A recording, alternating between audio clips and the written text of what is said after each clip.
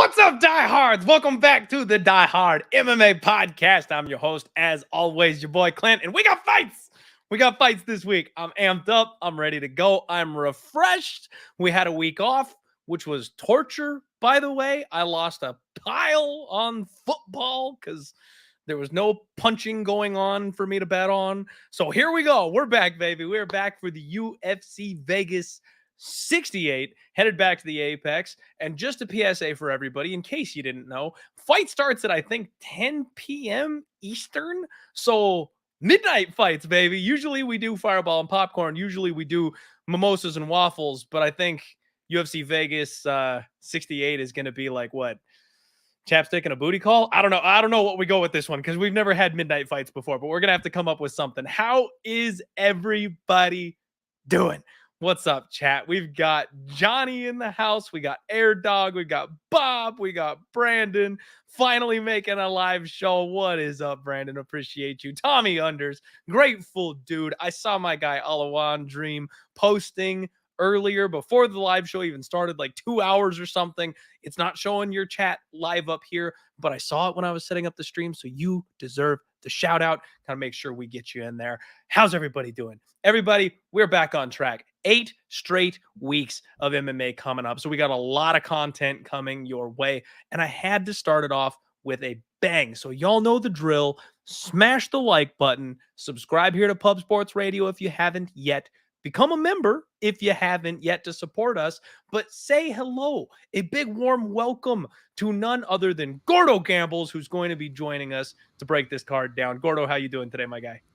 I am doing quite well. Thank you very much for having me on. And hello, everybody. We're back for some fights. And you know what? I'm right there with you. That the Sunday of football was not what we expected. So even though that the fights may fall pretty much on a Sunday tomorrow or next week, sorry, I prefer the Saturday. Saturdays are a lot better for my bankroll, and I'm ready to get some fights back with us. I'm right there with you, Gordo. If I could, just real quick. Last week, it was too cold. I was all bundled up. So I didn't rock the baby blues. I didn't rock the dollar chain necklace for our 11-unit win for the first pay-per-view of the season. Got to go to the well and get it while I can. So we're wearing it today to go ahead and celebrate. But I have to moan just a second because I talked about the NFL, like you mentioned. Saturdays are way better for my bankroll than Sundays are. I missed out on a 3K score because of the fucking officials on last night's football game, Gordo. I actually played the full-time halftime result of Chiefs and overtime. And they gave the Chiefs the extra 10 yards for the kicker to keep the game from going to OT. I don't know if I've been as mad as I was last night ever about a football game that I had no rooting interest in as far as either, a side, Bengals or Chiefs. I don't give a shit. I just wanted to go to overtime, and I feel a little robbed. I'm not going to lie. That's okay. We make it back this weekend, my friend. Make it back. You know what? That's the attitude right there. We make it back this weekend. All right, everybody. Gordo's keeping me straight. We are on track. We are just going to dive headfirst straight into this card because we got a lot to talk about. Names that you're not going to recognize. So let's jump in. First fight of the night. I'm kind of surprised that they got this one listed quite so early here, Gordo. I got a feeling maybe we're going to shuffle just a little bit and it'll end up a little further on down the card later in the week. But as far as I can tell, Ho Choi versus Kyle the Monster Nelson is kicking this thing off. And Ho Choi was massively popular when he came to the UFC, the Korean Superboy. This guy had all the hype in the world on him. He's in the UFC Hall of Fame already for the absolute barn burner that he had with Cub Swanson. Like, this kid can bang. We're all very excited about him. But nobody knew who Charles Air Jourdain was. They threw Ho Choi in there with Charles Air Jourdain, and no one realized what a beating that kid could take and then still come back and dish it out. And I simply think Ho Choi was not prepared. Why am I talking about this fight, Gordo? I put the wrong slide up. I was gonna say something, but I was gonna roll with it. You gotta be kidding me. I went off the rails already. What is wrong with me? Everybody, we're gonna scratch that. You're gonna forget I said any of that because that is not the fight that we're looking at here. And in fact, I need to redeem myself just a little bit here. Gordo, first fight of the night is going to be Jesus Aguilar taking on Tatsuro Taira. Similarly, some of my comments are very much still valid about this because I'm surprised that Tatsuro is kicking this card off. He's another guy that I really thought would have been a little bit later on the card. And if you guys are all laughing and wondering why I'm, it's stitched off to the side here, it's because I'm going to go get my damn slide that I worked so hard to make, because once again, this will be, I think, the third week in a row, Gordo, that I've found a way to fuck this up. I made these new awesome slides that I'm just not used to using them yet. And every single time I try to do this dang show, there's always one slide that I somehow mess up and forget to add to the damn stream. And I uploaded Choi versus Nelson twice. So that's what happened here. All right. Tatsuro versus Jesus Aguilar. Biggest favorite on the card. Kid is an absolute stud. Grappling whiz. Tall, long, good frame for the division. I'm surprised he's so early. I'm super surprised he's so early in the night. But we can save a little bit of time here, Gordo. Like, not to be disrespectful, but Aguilar coming off the Dana White Contender Series, 8-1, shiny record, didn't overly impress, in my opinion. And it seems like another tailor-made fight to really just kick this fight card off and show off Taira, who is gotta be the A side here. Like, he is the prospect the UFC is looking to get behind. He is the prospect the UFC is looking to push. It's another one of these baby step in the right direction type of tests for him. But Aguilar, like, this guy comes in and swings for the fences. He throws super heavy. He throws himself off balance. He throws so damn hard. And then he doesn't have much in the way of a ground game from what I've seen. Like, he's decent, but he's not anything impressive. And we know that Tatsuro slices through people's guards like a hot knife through butter, finding his way to that back, wrapping up the rear naked choke. Like, I think that he can maintain the range like he usually does, play on the feet for a little bit. And as soon as Aguilar explodes into close distance, we're going to see a level change. It'll hit the mat, and I'm kind of expecting a round 1 sub here. If it gets out of round 1, then give me a round 2 sub. Like, I don't think it'll take too long either way. Gordo, what do you think about this first fight of the night now that we have the right one up for you to go ahead and chat with me about? Yeah, I thought you were just giving me the sole Canadian on the card and asking me to talk about him, but we're going to go here. And the thing is, whenever I talk about fight cards, I always mention kind of like a niche thing I've had is the first fight of the night. I always like to figure out, is it something that they're trying to showcase violence or they're trying to showcase a prospect? Because I do think they like to put out a fight out there that is going to captivate the audience. And this just feels like a complete setup for someone like Taira, who is looking to be showcased by the UFC, a 23-year-old prospect that everyone seems to like, that has had some good success in the UFC so far, and they're looking to increase his highlight reel. I can't disagree with the line. I can't disagree with the sub thought here. It is Tatsuro Taira all day. I'm a fan of him and his groundwork, and the style of Jesus Aguilar is not one that's really going to cause him too many problems, in my opinion. We see a lot of submissions on Aguilar's record, but don't get it wrong. He's not the best ground artist. He has a decent guillotine, strong arms, but in putting himself in those positions and closing the distance, it's not really going to end up the best for him there. I can see him on his back pretty easily, and on the ground, I do think Taira has the advantage there. So for me, I am on the Tatsuro Taira side. I think that he is like you said, the A side. He not only is he the fighter they're trying to promote, but he's also the taller fighter with the longer reach, fought the better level of competition, in my opinion, the younger fighter. I mean, he's got all the immeasurables too. It's his fight to lose, but minus 1,200 we got to pay on him.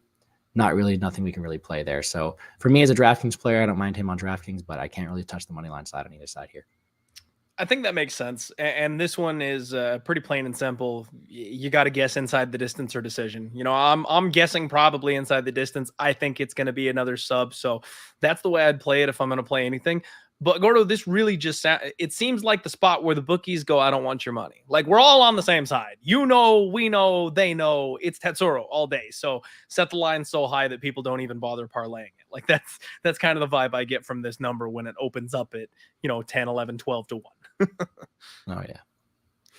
All right. Everybody in the chat seems to be on the same page. What is up, everybody? I apologize. I was not, up and caught up with everything with my goof there right off the bat. But I do want to go ahead and say, Nolan, with these sharp eyes, yes, it is a new sign. The wife came in strong with the present here for me, the believe sign. I gotta love it. It's a good show. All right. And Armchair MMA saying Clint reminds me of a television uncle character. And you know what, Armchair, I'll take that. As long as I'm the one that, everybody cheers for when I make my presence known on stage and I come in for the show. Everybody better go nuts. I'm good being the uncle. I'm okay with that. All right. Both of us agreeing first fight of the night on Tatsuro. Next up, we are talking Jeong Yeong Park taking on Denis Tiuliulin.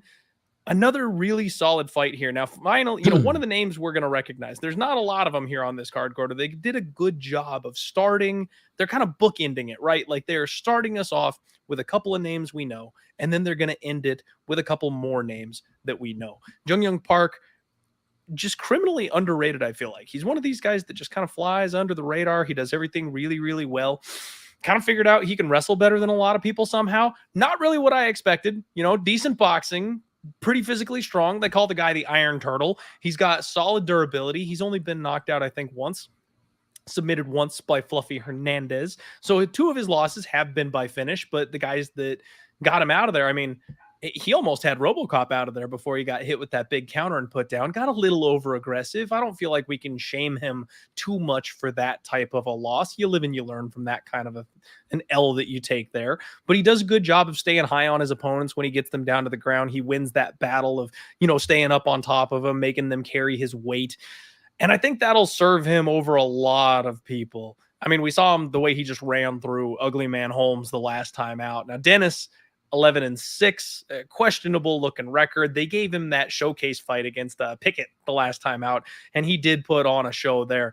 Compact style striking, definitely keeps the guard up and tight. He likes that pawing lead hand to kind of measure range, and he does have that big power in his right hand, but man, if he's not power striking with you, he doesn't have a whole lot else. Like if he's moving forward, he's in the driver's seat. Denis is a dangerous guy, but he doesn't fight nearly as well moving backwards. He's very hittable, and he doesn't do what I like to see when he gets taken down.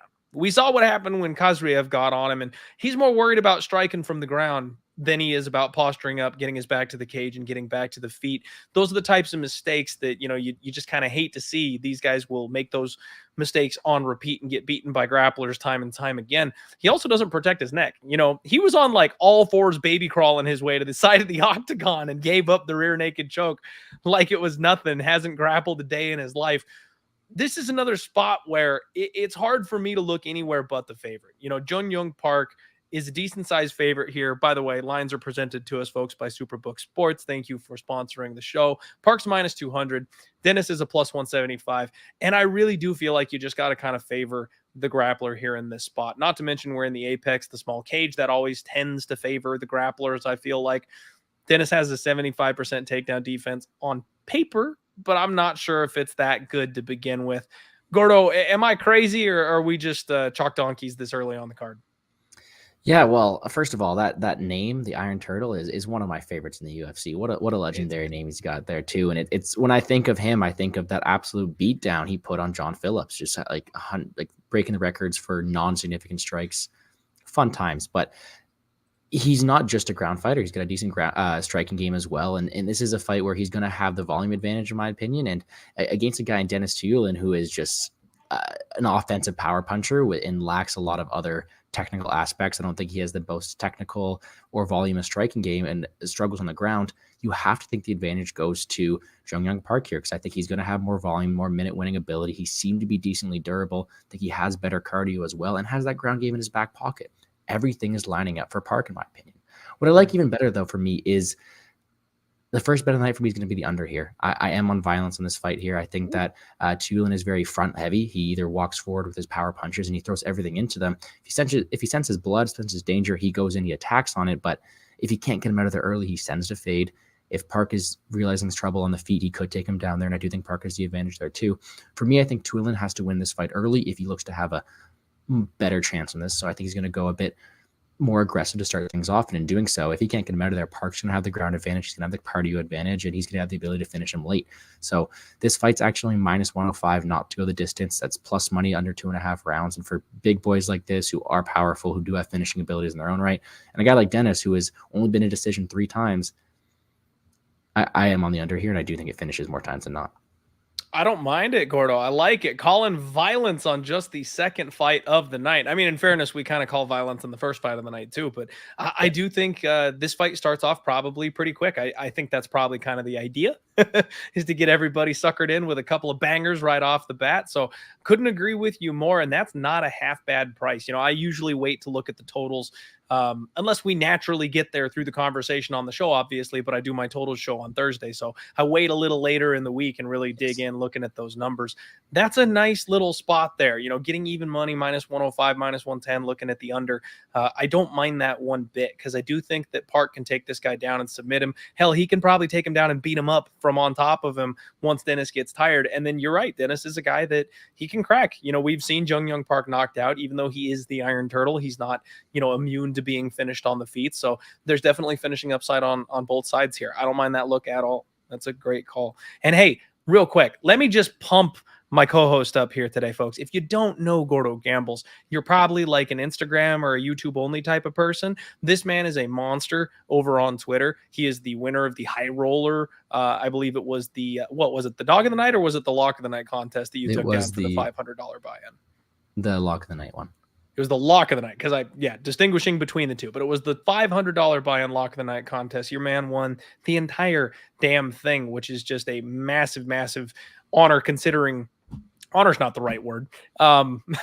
Massive feather in the cap, considering some of the names that were entered into that contest. So Gordo's a badass, folks. He's also a very good DFS player. So do yourselves a favor. Make sure you check out his content. Follow him on Twitter if you haven't already. And while we're at it, I'm going to shout out my guy Nunya for the $4.99 dodo. Says shout out to you, Clint. My favorite hands down my favorite UFC second option. Everyone in the chat, tune in, cash tickets, become a member. You'll love to see it. Thank you so much, Nunya. I apologize for stumbling over that entire thing. I'm a little rusty after the week off, and I will just apologize to everybody on the show. I'm either coming down with a cold or allergies punched me square in the face. So I'm dealing with that like disgusting congestion. So I'm just going to apologize right off the bat. Like if I have to take a drink or take a nose blow break or something like that, I am so sorry.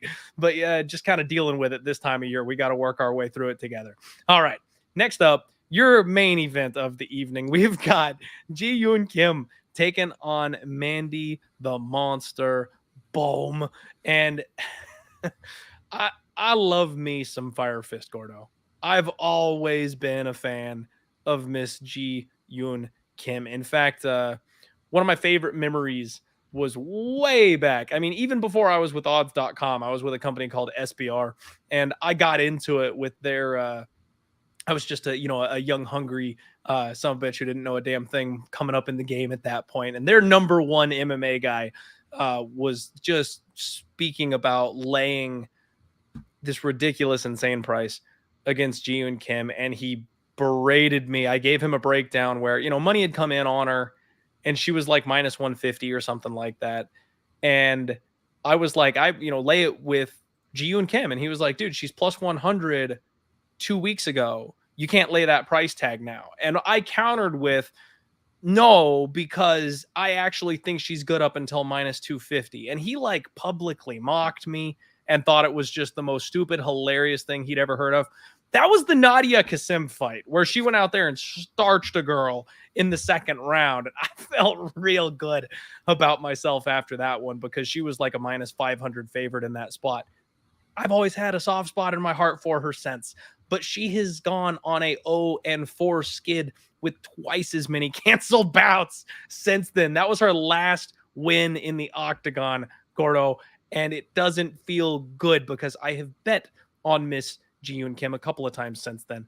I believe I bet on her against Jocelyn Edwards where she dropped the split. I bet on her against Priscilla Cachoeira where she lost a unanimous that probably should have been a split, which she probably should have won. In fairness, I think she did lose the Jocelyn Edwards fight, but I thought she won the Priscilla Cachoeira fight. She is kind of in a win or go home situation here. I'm a little bit surprised they gave her this fight in the first place. Mandy Bohm, 7-2. She's a very disappointing newcomer. I know a lot of people dropped a lot of money on her for her first two fights, and she is 0-2 in the UFC against Ariane Lipski and Victoria Leonardo. And I can say I faded her in both of those fights. So I'm pretty happy with the results so far with Mandy Bohm. I don't think much of her, Gordo. She's big. That's it. Like, she's not overly technical. She's not overly skilled. She's large. And when she slows down, she is just a shell of herself. She's dangerous early in round one, but she's got her mouth hanging open after about 4 minutes. She does not have good cardio. The one thing I will say about Mandy Bohm is she appears to be working on it. She's moved over to Extreme Couture, which is a great gym. And especially when it comes to like mixing in the grappling and the striking, oh my goodness, mixing in the grappling and the striking, they know what they're doing over there at Extreme Couture. It kind of surprises me that both these ladies are 33 years of age. I actually thought Mandy Bohm was a decent bit younger than that. So we're not dealing with prospects. The difference between them is Mandy Bohm is still relatively new. I think she's still kind of evolving, whereas I kind of feel like this is the final form we're going to see of Ji Yoon Kim. It comes down to, will the volume of Ji Yoon Kim be enough to win her this decision, or is that grappling problem going to kind of rear its ugly head? And believe it or not, Gordo, on a card where there's not a lot of live dogs, in my opinion, I'm very tempted on the Mandy Bohm side because Ji Yoon Kim has a 42% takedown defense rating. And when you get these big mauling physical fighters, and I know everybody in the comments probably like, this is the worst fight on the card, move on already, but I've got a point to make. When you get these big mauling, marauding style fighters, especially when they're heavy grapplers, like, yeah, they look kind of out of place on their feet. But if they can catch their breath on top of you, we've seen it time and time again. They don't gas out when they get those 2-3 minutes to sit on your chest on the ground. They last a decent bit longer because you're in their world instead of you being in theirs. Ji Yoon Kim has horrible takedown defense. And I don't think Mandy Bohm is just going to kind of stand and kickbox with her for 15 minutes. I think Mandy Bohm's going to pressure her up against the fence, which Ji Yoon Kim lets everybody do. And then I think she's going to try and drag her down to the ground. Whether she finishes her on the ground or not, I think she'll do enough to seal away 2 rounds. My first dog on the card, I think, in this case, is plugging my nose and maybe taking a stab on the ugly monster, Mandy Bohm. Gordo, if I do anything on this one, and I have to be completely prepared for Brady and Uncle Weezy to come after me on this one. I would love to hear your thoughts after my 15-minute rambling session on the lowest level fight on the card. Well, I don't have much to say on this one. This is not one I want too much involvement in, and I think everybody can guess why. Both these women are in a spot where this fight could be taken in a whole other regional promotion, and no one will really care. And that's the unfortunate reality right now, is both of these aren't the top level of their division, but that's okay. There's fights on anyways, and we're going to watch them. We're going to break them down. If we look at their, let's say, strengths in here, we have the volume of Ji Yoon Kim, and although she does throw 5.79 or land 5.79 per minute, I mean, that's only a 36% accuracy. There's not much there, but against someone in Mandy Bohm who is going to be, let's say, not offering much resistance and continuously walking forward, I think that could work to Kim's advantage. A lot of this to say that, gun to my head, because I'm not picking on a side here really, but gun to my head, I would pick someone like Kim, but this isn't one where I see too much value in her money line at minus 250, because she is someone who is not going to go out there and put a stamp on her wins too often. She's someone who likes to fight close, who offers a lot of holes in her game. And therefore, if someone's looking to take a shot in a dog here, maybe wouldn't be the worst idea in the world, because Ji Yoon Kim likes to fight close to her opponents. But is Mandy Bohm the person you want to trust, especially with your first dog shot of the night? I don't know if that's necessarily a spot I would like to go on. I mean, I'm looking at your reasoning and I get it. I get the physicality edge, get the pressure of Mandy Bohm, but she does a lot of things where I can see her being taken advantage of in terms of shelling up or absorbing a lot of damage and tiring after the first or second round. So I don't mind that. If anything, I would take a narco cop / mushroom route and take that split decision prop on Bohm, because I don't think she wins anything else too convincingly. But to me, this is a fight I'm going to stay away from. Gun to my head, I'm picking Kim, but not one I want too much financial investment in. That is probably very true, but Gordo, nobody ever accused me of being smart. So I may end up having some form of action on this one. And I don't know, man. You don't have to trust a fighter all that much at plus 225. But we're talking about minus 265 on Ji Yoon Kim. Folks, like, if you're going to do anything, don't lay it with Ji Yoon Kim. Like, regardless of whether you decide to take a stab on the dog or not, I've got just an impossible time wrapping my brain around that number, Gordo. I can't get it. And I think she was like minus 230 a little earlier, and money has actually come in on her, pushing that number further out. So I'm a little bit shocked by that. I'm not sure who has that kind of confidence in this spot against Ji Yeon Kim, but I think it's the perfect. I've said this a million times, Gordo. I've said it a million times. Women's MMA recency bias is the strongest bias in MMA gambling. And people are just ready to wad up Mandy Bohm and throw her away. I don't think she's very good. I'll fully say that. I don't think she's very good at all. But to have her at this number against someone like Ji Yeon Kim, who is basically getting her walking papers after this fight card if she doesn't get the win, like it doesn't take a whole lot of trust, in my opinion. You know what, though? They are making my job easy. For another show on the Pub Sport Radio channel on Wednesdays where I talk about DraftKings, the easiest fade of the card on DraftKings is $9,000 for Kim. So that's the one thing I got on this fight. That's the silver lining of it all, is it gives me a fight to fade. But you know what? All power to you, and I wish you the best of luck because I won't have any money on it, so might as well cheer for you to do well. That's fair. Thank you, Gordo. I appreciate it. No bet yet, so we'll see whether or not I get there. You guys know how that works. I'll talk a bunch of shit sometimes, and then I don't end up pulling the trigger because I'm trying to be smarter, but don't always manage to actually pull that off. So we'll see what happens here if I bet it or not. All right, next fight up, we have another Park taking on another Choi. On Seung Park taking on Seung Choi. You're going to be hearing those two names basically on repeat for the rest of the evening. Both these guys are coming to us from the Road to UFC reality show. And for those of you who maybe didn't know about it, didn't hear about it, didn't follow it, it's basically the Ultimate Fighter for the Asian markets. You know, it's a tournament for these guys to be thrown in here, and then, you know, top two, I'm sure top four-ish end up getting signed by the UFC and potentially have a future. You got to weed out, you know, the bad ones that kind of don't belong. Park is 7-0 undefeated. His opponent Choi is 6-1. Park does a really good job, Gordo, of controlling range. I noticed he likes to chip away at his opponents from the outside with the leg kicks. He has strong back control, and he really has a good ability to like drive through his opponents and force the grappling when he needs to. Strong hips. When he gets on people's backs, he has no problem flattening them out and going for rear naked chokes or pounding them out, whatever he basically sees fit. He'll have a 2-inch reach advantage.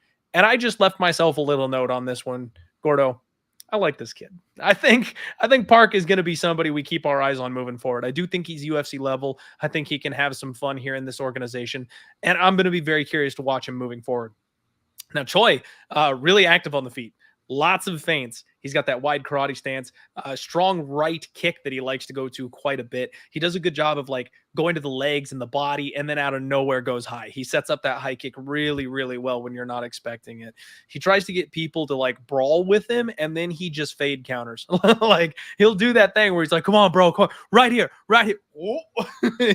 he hits him with that all the time. You think he's going to stand and trade with you, and then he does a fadeaway left hook, tries to go ahead and close the show on you. So it looks like he's brawling maybe a little bit more than he actually is. The one thing I worry about is on his first fight in Road to UFC, he gave up a takedown really easily in the first round. Now, don't want to judge him too harshly. We don't have a whole ton of tape to look on these guys, and maybe he was just surprised by the level change, wasn't quite ready for it, but it seemed to come pretty easily, in my opinion, and then he didn't get back up from it. He does also have a good blast double himself, looks to take the back of his opponents whenever he has the opportunity, but I've also seen him get too high on his man and lose position. I've seen him fall off of guys when he's been trying to climb on them and stuff like that. Man, I know we're going to be very cautious with these fighters because we're not overly familiar with them. But I do think this is a spot where minus 200 Park is kind of justified. I think he's the favorite in this spot. He should be. And I don't think he's going to make the same mistakes that Choi will. I'm good with Park in this spot. I don't know if I'm going to lay it just because I'm not super excited about laying that kind of a price tag with a guy I'm not uber confident in. But I'm going to pick Park to win. What about you, Gordo? Yeah, I'm with you there, and I'm surprised to hear you say that because I've seen nothing but love for someone in Seung Choi all week. I mean, Park was at minus 225 some points. Now he's minus 180. I'm seeing a lot of love on Choi here. And you know what? As a big underdog, I don't mind it, but really, I do think this is Park's fight to lose. I think when we look at both of their stylistic matchups here, Park's going to have a lot of the offensive benefits here. I think he's a guy who is the more violent finisher. He is the aggressor. He's got the much better ground game, in my opinion. And on the feet, he is a bit reckless, but he does throw with fight-ending intentions. the one improvement I would like to see from Choi is, although he is very pressure heavy, he does walk forward, have good durability. He feints a lot, but he doesn't throw as much as you'd like to see from someone who is such a plodding striker like that. And when he does not throw, he's not going to be winning these minutes against someone who is as aggressive and as forward or voluminous as someone like Park right there. So to me, the advantage in the volume and minute winning is Park, and the advantage on the ground is Park for sure. The one thing that is keeping me away from a bet on someone like Hyun Park is the fact that he doesn't have as good of wrestling as I'd like to I want him to in this spot here. I think he's got good clinch control, but he doesn't always have the best offensive wrestling. So for a guy who I think has a much wider skill gap on the ground than there is on the feet, I'd want him to be able to take him down at will and control him there. Because I think that on the mat, it is Park's world. He does have the better sweeps, transitions, and finish ability on the mat, but I don't think he gets it there as often as I'd like him to. So for a 15-minute striking affair, can I trust Park to control himself because he's a bit reckless? Can I trust him to out-volume someone in Choi who will keep plodding forward? I'd like to think so, but I would like it even more if he was able to get those consistent takedowns. So right now I'm passing on it, but the more the line gets close, the more I'm liking Park because he is a guy who is going to be the aggressor. He is going to be the minute winner, in my opinion, and he's dangerous at all points and form during this fight. So give me Park here. I think he does pretty well, and I think this is a really, really fun fight, though. If the line keeps coming in, maybe I'll shoot on it. Park is the money line I'm looking at here, but I haven't got there yet. Completely agree with you on everything you just said, Gordo. I do think that this is going to be a very fun fight, and I didn't know that the line was closing. I'll be honest with you. I haven't bothered to go back and look since I made these graphics here. So just so everybody knows, lines obviously are subject to change. But if that line keeps dropping down, I may be interested with you, because if the bookmakers and the smart people in the world are opening this thing around the minus 200 price tag, who knows how far down we get. But if we're looking at like a minus 160 at some point or something like that, eventually there's a point that we can buy back the other way. And I think that might be the move, is just sit tight, buy back on Park if it gets low enough. But that would be the only move. I'm going to be very careful on this card, Gordo. There's a lot of guys that we try not to generalize, obviously, because there's a lot of things going on out there that we don't know about. But we've seen some Asian fighters struggle when they transition over to the UFC. Now, a lot of these guys are coming over and they're fighting Asia versus Asia, so it's not necessarily going to be that situation here, but we don't know that these guys are UFC level just yet. Eye test looks like they are. We can assume maybe they are. I like Park. I like what I see. I think he's good. Has he fought the level of competition I need to see to trust him at minus 200? Not yet.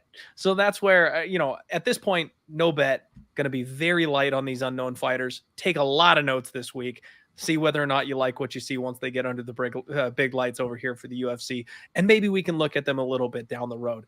At a certain point, there will be a buy price on Park. We're not down far enough for me yet. At this point, I'm just picking him to win. I agree. And, I agree. Shout out to our guy Mushroom in the chat, because he's correct. Gordo is sharp as fuck, and it deserves to be said.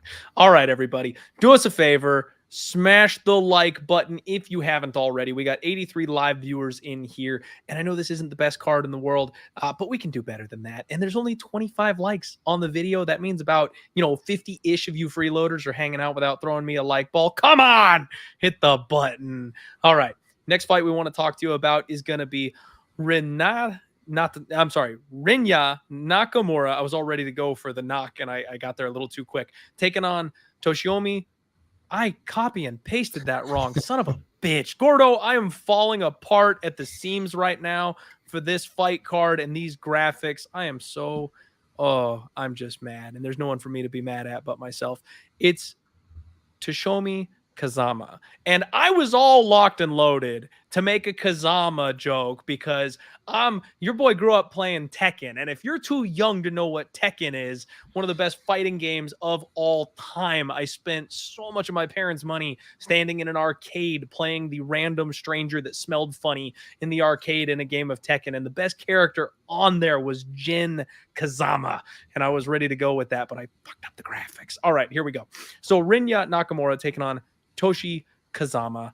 And another spot where I really can get my brain around where this line is. Rinya is a minus 420 favorite.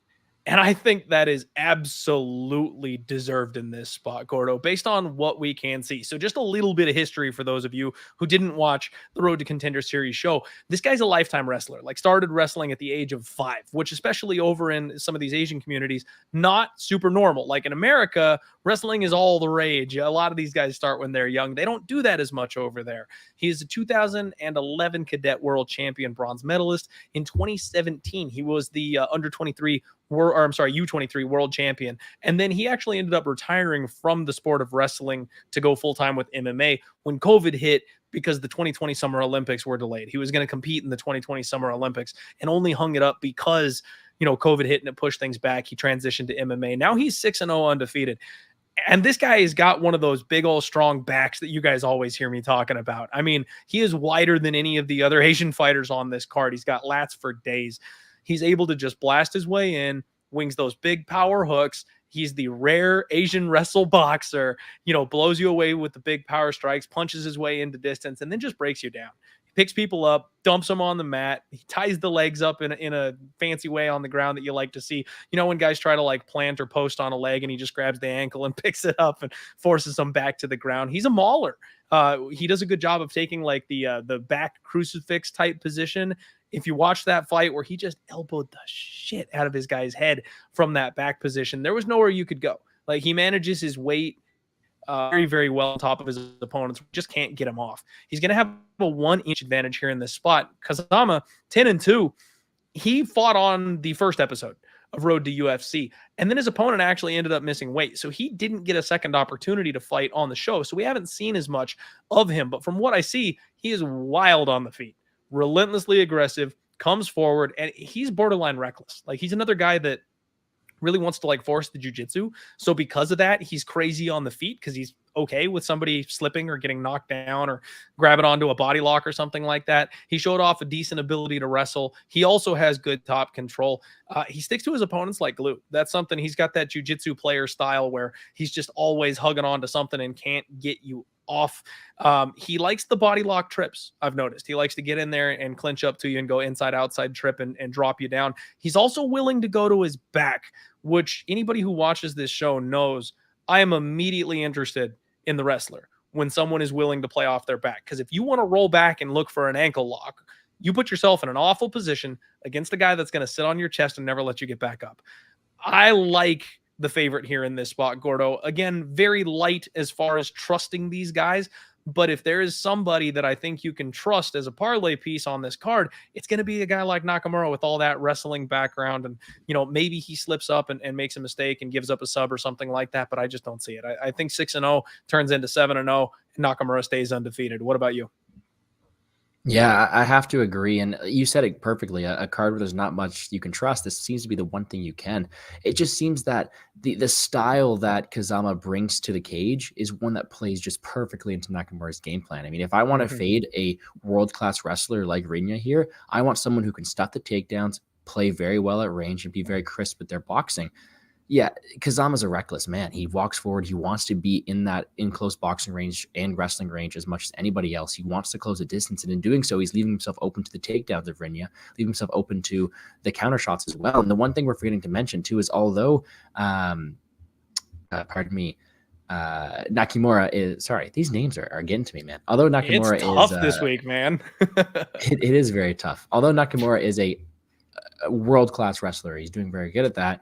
He's still young and he's really working on that striking. And I really will say, I think he is the better striker of the two when it comes to a technical ability, which is crazy to say when we're talking about how good of a wrestler Nakamura is. Mm-hmm. So to me, I think that this is Nakamura's world. He is the much better wrestler. He's going to be winning all those exchanges there. And if he feels like Kazama's going to push his way through, be reckless, I would not be surprised if Nakamura is able to catch him on the feet. So it's his Rinya's world, his fight to lose. He's a great play here. I think it gets it done pretty convincingly. And if you are desperate for a parlay piece, he may be the one, but not my style. So I'm going to probably stay away from it.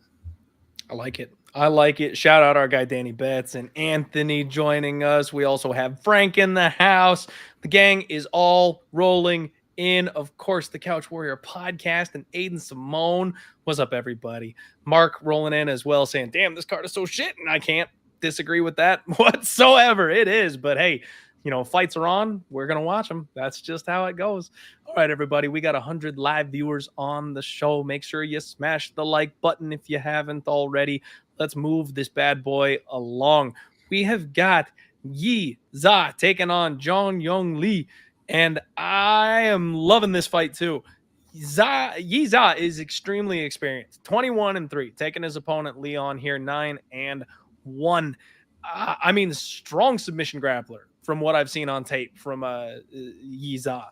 And I'm sorry, I keep stumbling over that because they have it listed as Zha Yi, but I believe it's Zha, and they pronounce it Zha, so I keep flip-flopping it in my head, and that's why I'm stumbling over this very simple to pronounce name here with only 2 letters on each side of it. The second fight on the road to the UFC, he ended up being on his back for a decent amount of time. He has these big explosive sweeps and stand-ups, lots of power, lots of strength, relies on that to get up and off people. And that kind of concerned me just a little bit. Like, he's a strong grappler. He's got a good rear naked choke on him. When he's in the driver's seat, it seems like all's fine and dandy. But I don't know if he's just going to be able to, foreshadowing a little bit, Derek Lewis people off of him. You know what I mean? He doesn't have the fuck you get up game, if I will, at the same level. He tries, but I think someone is going to take advantage of that. Somebody who's a better grappler is going to snatch him and put him in a bad spot when he tries to pull that move. Now, he won his second fight in a scrambly split decision that really could have gone either way. Like, that's one that I'm not entirely convinced he should have gotten his hand raised for. Now, Jeong Yeong Lee is a big dude for this weight class. Bouncy, very light on his feet, explosive striker. This guy's got quick, accurate hands. He does tend to kind of overswing and put himself off balance from time to time, and throws elbows instead of defending takedowns sometimes, which, I mean, again, you're doing damage. That's fine. In the modern MMA scoring criteria, it seems like throwing elbows instead of, dealing with the grappling can kind of steal you some rounds here time and time again. But he got taken down early in the first round of his first fight, and he showed very quick hips, snatched an arm bar. I mean, you don't see arm bars from guard in men's MMA these days. That's like a women's MMA thing. He snatched this guy's arm and snapped it in half quicker than you could blink. He's going to have a 3-inch reach advantage here in this spot. He's a finisher, Gordo. This is another spot where, like, if you're going to look violence, maybe this is it. I'm not sure who the better grappler is, just because I don't have enough tape to really say with authenticity who I think that is going to be. But I do think Lee is far and away the better striker of the two. I do think he should have an advantage here when it comes to being on the feet. We've got him as a -250 favorite, +210 the comeback on Zha. And I really think Zha has to be, like I mentioned, in top position on the ground for him to win this fight. Does that make him a live dog? I'm not so sure. He could. He could get dominant position. He could get a sub. I'm not feeling it. I think I'm going to go with Lee on this one. Okay. Yeah, I don't mind it. If I'm being completely honest, this is the fight I've done the least amount of research on. I couldn't really get there and complete it all in time. It is an early video you do, and I love you for that. But yeah, this is a fight I've done my least amount of research on. But you look at the matchup, and the reason there's so little research to do is the two fights that we saw Lee have. I mean, they're both under a minute. His last 3 fights are all under a minute. The guy is a finisher, and he's very good at that. He's got that touch of death power, that really quick armbar that you mentioned. But we haven't really seen him dragged into deep waters all too much. And I think that the style that Zha brings is going to be one that's going to cause him to work at all times, potentially drag him into those deep waters, and really test out that ground game. And I haven't seen as much as I'd like to from Lee on bottom, except from that one armbar attempt.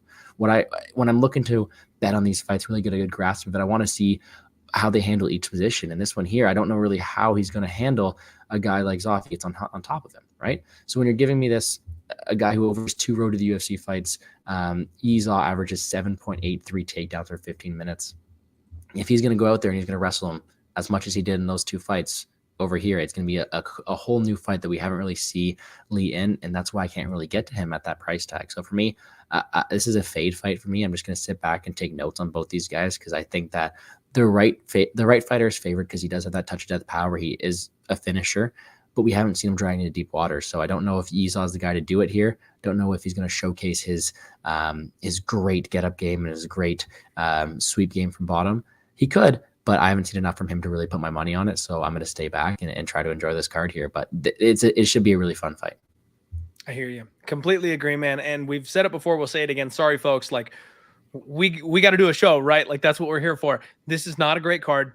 There's a lot of questions about a lot of these fighters. So if we're being a little too wishy-washy for you this week, I apologize. You're not going to get much better. Like, come back next week when there's guys that we've seen on tape already 15 times that we can be a little bit more solid on. There's going to be a ton of questions on this particular card, and I apologize, but there's going to be a lot of learning this week. So be careful with your bankroll. Maybe take a step back, take fewer shots. If you're going to sprinkle or fire all over the card like a degenerate, you know I love you if you're going to do that, but maybe cut the unit size in half, something like that, just to make sure you don't go too nuts and damage anything irreparably. All right, everybody, we're about halfway through the card at this point, and I think we'll just go ahead and do essentially what is an ad break for you guys real quick since we hit this point.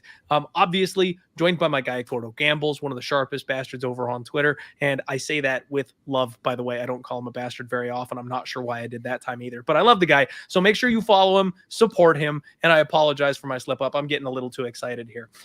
First things first, check out pubsportsradio.com. Look at that. We are live right now on pubsportsradio.com, brought to you from the future. Oh, geez, I'm going to give us like an infinite thing here if I don't move this off the screen.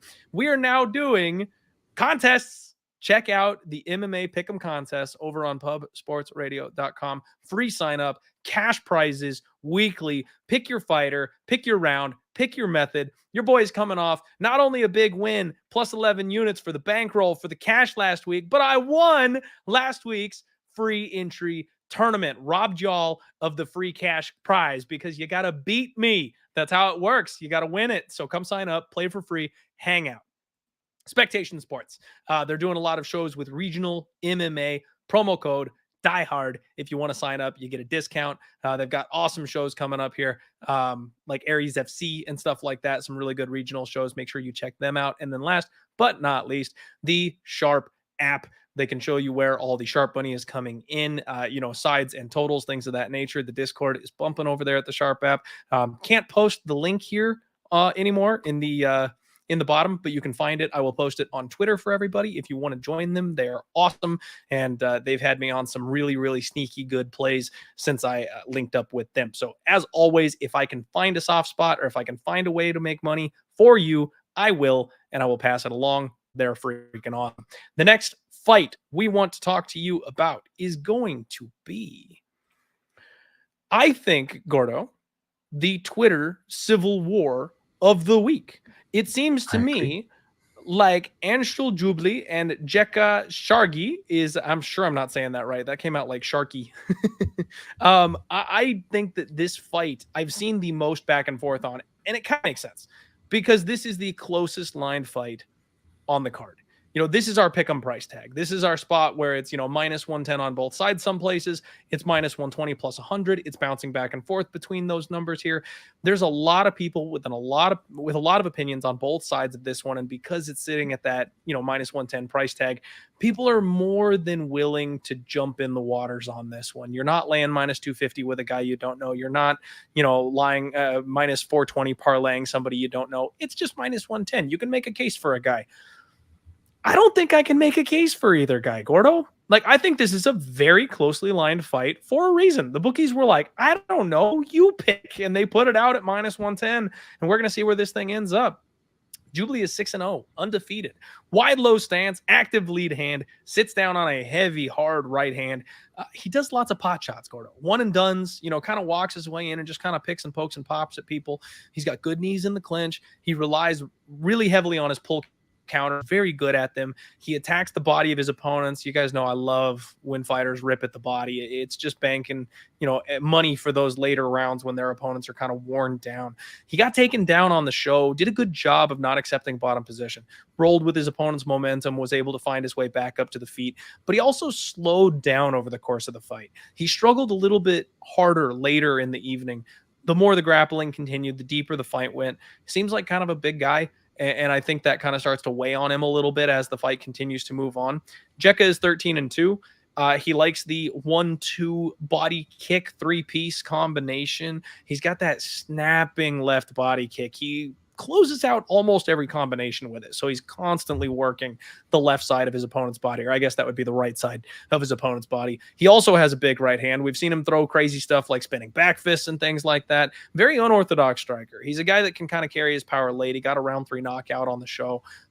Strong with his double underhooks. I've seen him just kind of body people, just out muscle them from that position, drag them to the ground. And he does a good job staying high over his opponents. I like what I've seen from his grappling. Seems like he's very, very dangerous there on the ground. These guys have a matching 69-inch reach.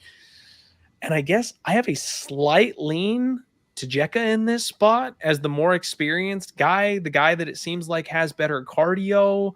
Again, I've seen some hot takes on both sides, and I know the 6-0 undefeated shiny record is definitely going to get some people over on the other side of the fence. Again, I haven't bet it. I don't know that I'm going to. It's your pick'em price tag of the week, Gordo. What side do you fall on this one? Oh, man. It is a pick'em indeed. And I'm sorry to bring some more DraftKings into this, but this is, to me, is the make or break fight for the card for me when I'm building my lineups there. So when I'm looking at it from a betting perspective, I have to agree with the line being so close. I think you can make an argument for both these sides here, especially with it being a fight that is going to have such high stakes, right? With it being the championship bout for the UFC. But to me, I do give the slight edge to Jubli, and that's like gun to my head, I will take Jubli. I will go head to head with you there if we had to pick a side, just because I do think that although he may have fought way worse level of competition, I actually don't mind his cardio here. I don't mind his ability to grind through it for all 15 minutes, and he does pass the eye test. The problem we have with him is he's fought really, really low level of competition, and the scene over there is not one that you really like to be backing someone out of. It's kind of like the equivalent of like the Alaska FC fight scene, right? Like you don't really want to be backing them too often against these guys who have decent reputations. So to me, although I think that Jubli has a good ability to go out there, he wrestled pretty well before the road to the UFC. He showed that he was able to go out there, shoot takedowns, fight through adversity, win for all 15 minutes, and keep pushing.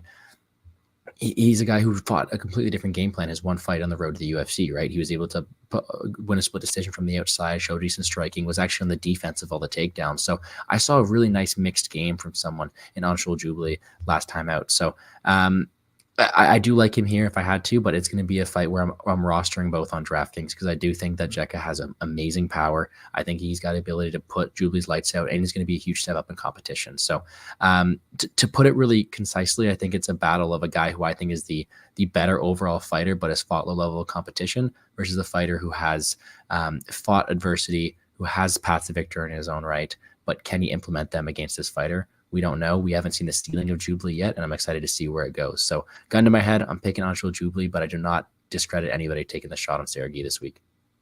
Okay.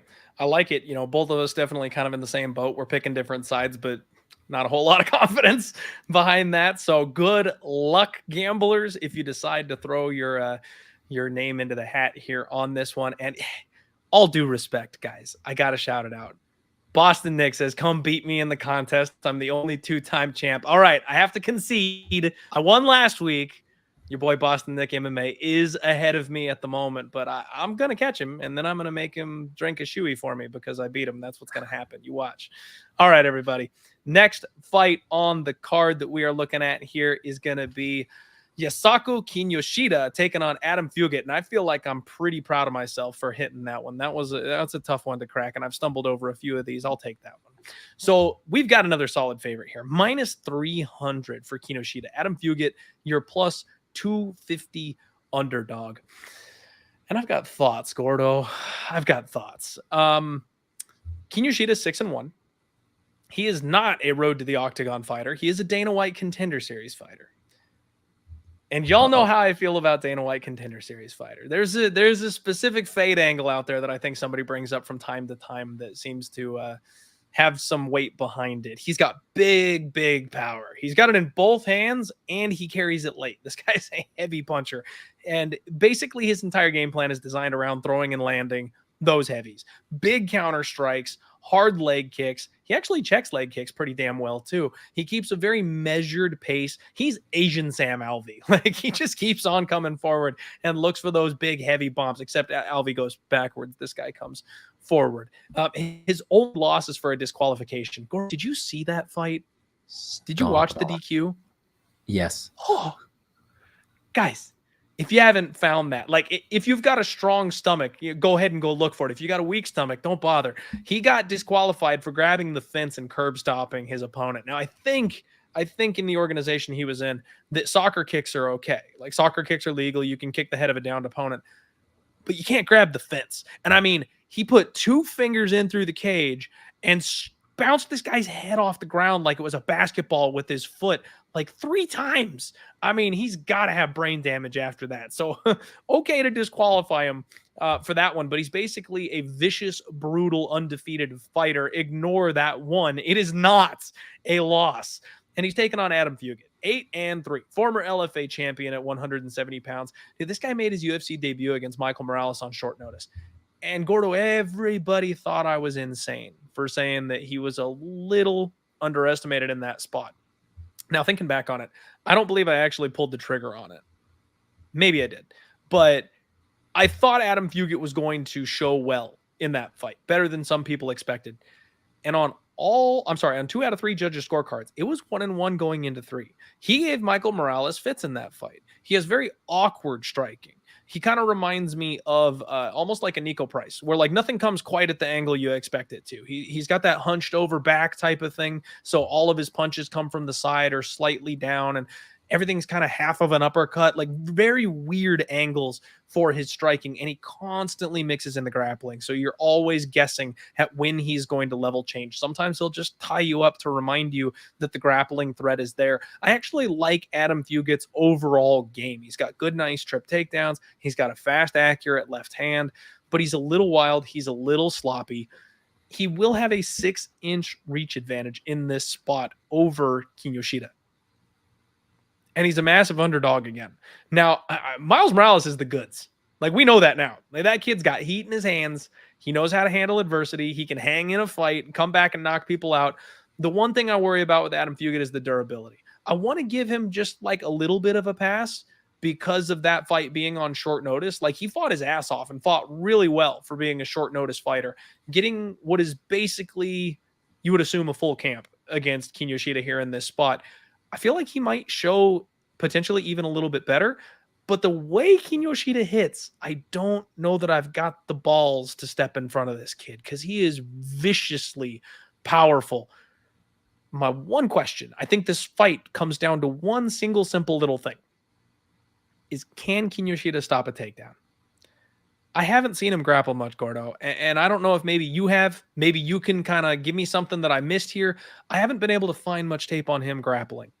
If he can't defend a takedown, I think Adam Fugitt wins this fight, and relatively comfortably. Now, if he's got hips, if he can defend a takedown, Adam Fugitt probably takes another canvas nap. But I think there's a very live path to victory here. What are you seeing on this one? Yeah, I don't mind your take on it. I don't mind the shot on the dog here, but let me just slow down and break this down for you. I think that the one thing I want to make clear right now is I am on the Kinoshita side. I think that he impressed me a lot on the Dana White Contender Series, his ability to switch up the strikes, modify his game plan as the fight went on to really get inside that huge reach disadvantage and really make a highlight reel knockout there. But this guy is just an absolute savage. He's a killer. He's got great killer instinct, very aggressive, and he's got this great ability to go out there and use his power and knock people out early. When we look at all his fights, all of them except for his last one and the one where he grabbed the cage and in the first round, he's got 7 fights, all of them ending inside the distance. Even his regionals, he got 5 fights ending inside the distance. Amateur results, 5 fights ending inside the distance there as well. The guy is a killer. The guy fights well. He looks to finish fights here. But he's never fought someone at the level of Adam Fugitt, in my opinion. He's never fought that higher level of competition. He's fought a relatively low level of competition. So that question is, can he stop a takedown, is still kind of unknown to me. What I do know is if Adam Fugitt wants to fight the same way he did against Morales, he wants to go out there, stand and bang, be reckless, and absorb 7.44 strikes per minute, he's going to get knocked out. I don't think Adam is the best response defensively. I don't think he has the best a minute winning potential on the feet. And I do think if he fights the same way he did last time, he will get knocked out. But if he does come forward with a takedown heavy game plan, he could test this really unknown ground game of someone like Kinoshita. Now, I wasn't able to completely find the tape on it myself, but you do see a lot of submission wins on the record of Kinoshita, but those are coming to lower level guys, right? He's got 4 wins in a row by armbar in his amateur results. I wasn't able to find footage on any of them. That one front choke against a guy who was 17 and 19. You know, that ground game is really a big question mark, which is why I don't mind you taking the shot on Adam here. But to me, I'm on violence here. This is my second bet of the night. I took the under 2.5 at -120. Both these guys have killer instinct. Fugitt's his last 8 fights have ended inside the distance as well. Both these guys have finishing mentalities, and I think that is going to end one way or the other, whether it be through the grappling of Adam going out there, grapple-heavy game plan, testing that ground game that is unknown of Kinoshita, or Kinoshita really just letting those hands go and cracking the chin of Adam once again. So either way, give me violence, but the official pick is going to be Kinoshita. Okay. Yeah, you know what? I can get behind that. I don't mind the violence look whatsoever in this spot. I definitely think that's a route here. That's the only way Kinoshita plays is violence. So I'm okay with that. And if he does get taken down by what could potentially be a superior grappler, Fugitt's kind of a bit of a finisher himself. So I don't mind that look whatsoever. I do think both guys definitely have that upside. And let's not rule out the opportunity for Fugitt getting a knockout, because as crazy as it seems, like I said, that guy's got a left hand on him. Like he can hit, he can crack. So if this is the Dana White Contender Series spot and this guy is flashy and hard to, easy to knock people out on the regional scene and then makes it to the UFC and just isn't quite there yet, we could see him get booted by a guy that's tested the waters up here once before. It's possible. So I don't mind the under whatsoever. And Otis, I think, got me, Gordo. Did I say Miles Morales? Like Spider-Man? Like Spider-Man Miles Morales? I think I did. I apologize if I rocked with the the Miles Morales, mixing up my names here. I'm just apparently very excited for Into the Spider-Verse 2, because the first one was freaking awesome. So I'm ready to go for the sequel here. So Gordo and I mean, I don't know. Are we on the same side? You're picking Kinoshita pretty clearly. I'm saying we have a live dog. I'm not sure I'm going to bet him. I'm not telling you to take him to the bank. It is the Dana White Contender Series fade angle. I do think you could argue this line is a little bit wide. Am I picking him out right? All right, I'll pick him. I'm going to sack up. I'll say Fugitt pulls the upset. I'll go ahead and do it. We're no guts, no glory. I will, again, I apologize to keep going to this DraftKings reference, but in my DFS video, I did highlight that Fugitt's one of my live dogs this week. He is a guy I'm going over with finish potential, and he's sneaky. So I don't discredit you. I think that although he does have a path to victory, he doesn't realize it as often as Kinoshita does. I think that's fair. And that's a lot of people, if it's your first time listening to Gordo, you got to take in the DraftKings talk. And I've tried to tell you guys about it. Real sports gamblers, and again, I'm just your friendly neighborhood degenerate. I'm not a professional sports bettor, but real sports gamblers, they live in thresholds. They live in percentages. And it's all about how often does this result happen, not pick the card perfectly on Saturday. And that's kind of what Gordo's talking about here. More often than not, Kinoshita probably wins by knockout. It's not a 100%. And if Fugitt does win this fight, it's involving the grappling. So like, that's kind of what we're working with here. I think he's live. How live? I don't know. We'll find out. We'll see if I get there with a bet, Gordo. The next fight that we want to talk about, we are full circle, finally talking about Doo-Ho Choi taking on Kyle the Monster Nelson. And if anybody's keeping track, yes, that is the second monster on this card. A good solid fight name, if you will.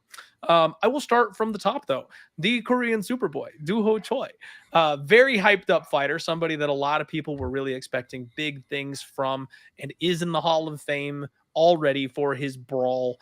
And it's hard to get my brain around what's going on with Doo-Ho Choi, Gordo.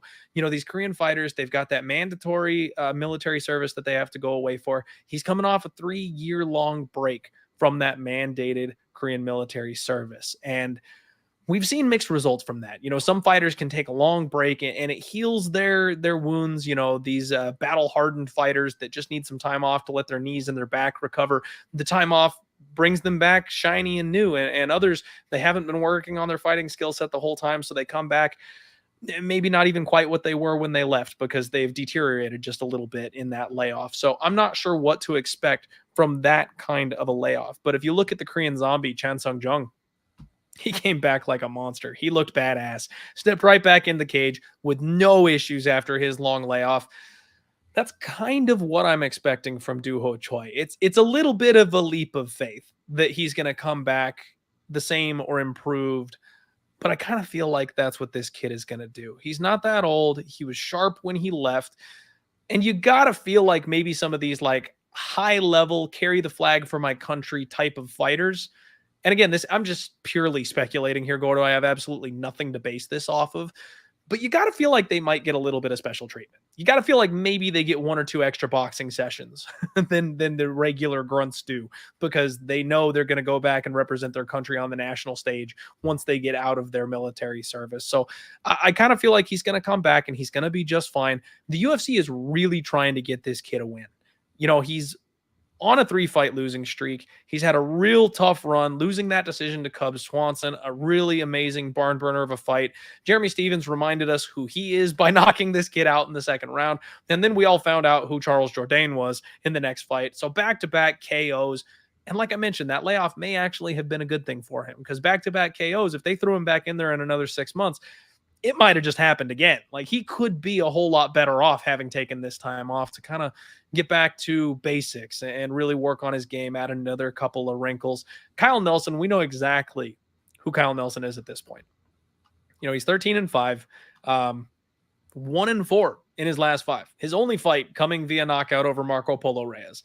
Now, the level of competition has been pretty stiff. Like, Carlos Diego Ferreira, that's not a guy to sniff at. Billy Q, that's not a guy to sniff at. Jai Herbert, he's okay. I'm not going to say too much bad about Jai Herbert. He's a solid test. That was a competitive fight. But the big issue for me with Kyle the Monster Nelson is always the gas tank. At 145, he just seems a little fragile. He's kind of a round one or bust type of guy. Like, he likes to clinch you up. He likes to bully you against the cage. He swings these big, long, wide hooks, or he'll throw short little elbows in the clinch when he's got you backed up against the fence. That's his whole game. Back you up to the fence and go to town. And if he can't do that, his cardio kind of tends to fall off a cliff. If you make him grapple, he gets really tired. And at 155, it seems like he's a little bit more durable. But down at 145, he seems to get starched in the second or the third round anytime he can't pull off that first round upset. The other thing I've noticed about Kyle the Monster Nelson is, Gordo, it's always here. He is so wide open down the pipe. Like, anything straight down, 1-2, straight punches, front kicks. Like, those are the types of shots that are just going to eat him alive. And that's all Doo Ho Choi does. Very crisp, very clean, technical boxer. Doesn't do a whole lot in the kicking game. He'll throw the spinning back fist at you every now and again. But he's also got a nasty flying knee that goes right up the gut. I kind of think this is Doo Ho Choi coming back to a highlight reel KO. What about you? Yeah, I have to agree. Before I get to that, though, again, back-to-back Canadians for Doo Ho Choi. What are they trying to do? They're trying to, they does not like them or something like that? What is the state of Canadian MMA, Gordo? You guys really need like a flagship banner fighter since George St. Pierre hung it up. Yeah, and I am a very proud Canadian, but I don't think Kyle Nelson is the one to really back as the all-star Canadian MMA fighter, because the thing is, I don't really think that. Thank you, Mushroom. I don't really. Mushroom says it's you. You're Canada's pride right now. Oh, perfect. I hope so. No. Kyle Nelson is a guy who I don't think I really want to get behind too often. He's not the best overall fighter, in my opinion. He doesn't really have the skill set, in my opinion, to really work towards a victory at a high clip here. In my opinion, if you are betting Kyle Nelson here, you're more so really fading Doo Ho Choi and his lack of activity and his ability to be finished recently. You're not really betting on Kyle Nelson being a superior fighter. You're more so fading Doo Ho Choi, because we look at their styles. Doo Ho Choi is going to have the much cleaner striking. He's going to have a lot of power in his own right as well. He's going to throw cleaner punches, and he's going to be winning a lot of these exchanges here, in my opinion. To me, it is about Doo Ho Choi here. It is his fight to lose, but of course there are so many intangibles we don't know about. How did this layoff treat him? What has he been working on? How is he going to look this time back to the cage? Is he going to go back to his old form? Is he going to become a wrestler now? Who knows? The one thing we know, it's crazy to think that we know more about Kyle Nelson in this spot than a guy like Doo Ho Choi, who is in the Hall of Fame, right? So Kyle Nelson is going to go out there guns a-blazing that first round. If he does shoot takedowns, he will tire even faster. And if he does go that route, he will be tired after, 1.5 rounds? To me, this is a spot where I'm looking at the under one more time. I have not bet it yet. I think I could go towards there because, in my eyes, I do see Doo Ho Choi getting that finish in that second or third round with those clean punches down the middle, finding that chin of Kyle Nelson. And really, if Kyle Nelson decides to go and be a grappler today, don't know if that's the best plan either, because that will look and tire him out either. So give me Doo Ho Choi, give me him his straight punches down the middle, give me him with a finish, but not someone I want to back too often with all those intangibles in the air with that inactivity. I do tend to agree with you on that. And what's interesting to me, I guess, in this spot, though, is the line is kind of steaming slowly the other direction. Duho Choi opened up at -215, and money is coming in on Kyle the Monster Nelson. He opened +185. He's down to +160 right now. So this is another wait and see spot where I feel like we might get a better price. I may straight up lay it with Duho Choi in this spot. If I can get down to a -160, a -150, I don't know that it's going to touch that low. I'm sure the buyback will hit a little bit sooner than that. But what would you think about laying a shorter favorite price with Duho Choi, even given some of the questions? You know what? I'm looking at it now because I'm just checking out my notes. I said I had Duo Choi at around 65%, so I'd want around -170, -165 in order to bet him straight. And if that keeps coming, I'd probably play that because I do think he was just fight at a pretty high clip. And then you can always pretty much hedge out with Kyle Nelson by KO because I do think that's his one path to victory. I don't think he's going to be winning many minutes here against a guy like Duo Choi, and I don't think he's going to have too much grappling success or he'll tire out. So I might lay it with you if he gets down to that -160, -165 range. Let's see what happens. And I do have to ask, though, because MMA Jesus in the chat says, Clint, no, and I don't know what you're saying no to. That's about you taking Fugitt over Kinoshita.